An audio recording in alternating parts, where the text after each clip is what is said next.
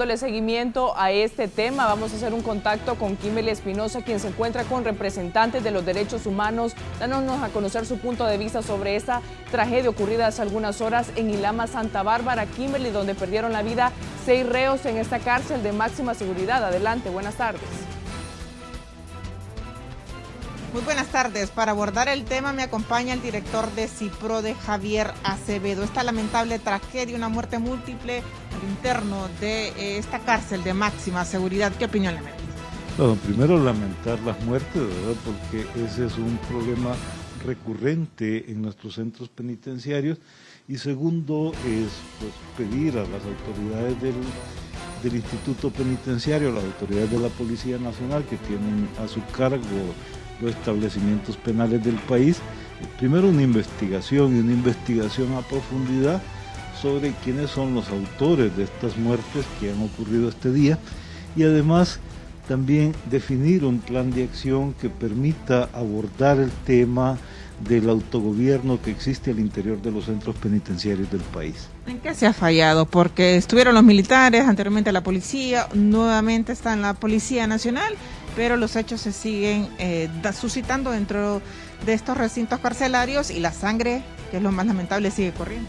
Yo creo que hay varias cosas, ¿verdad? Hay un nivel de violencia que va a existir siempre porque la misma condición de encierro propicia esa situación, pero también es cómo abordar o cómo se ha dejado de abordar, más bien en el caso hondureño, esta situación del autogobierno que existe al interior de los centros penitenciarios, y hace que exista una cierta condición y una cierta sensación de control del muro hacia afuera y de los muros hacia adentro. Hacia adentro, quienes han venido controlando los centros penitenciarios son los mismos internos.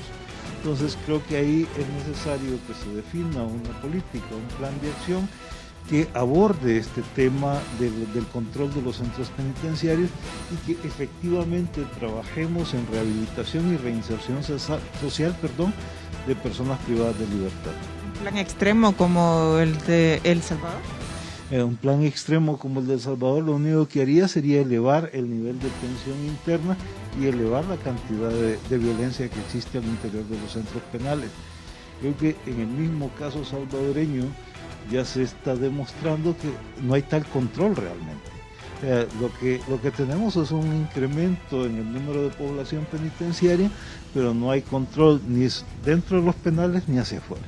¿Cómo en el corto plazo erradicar ese tipo de hechos, quizás poniendo unas medidas de máxima seguridad a estas personas que cometieron los delitos, o en el corto plazo qué se puede?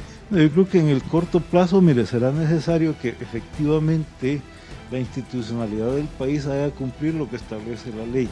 ¿Qué es lo que establece la ley en estos casos? Debe hacerse una evaluación caso por caso de las personas privadas de libertad para poder determinar primero cuál es su nivel de peligrosidad, sus niveles de riesgo, y definir también su plan de acompañamiento, su plan de tratamiento y rehabilitación.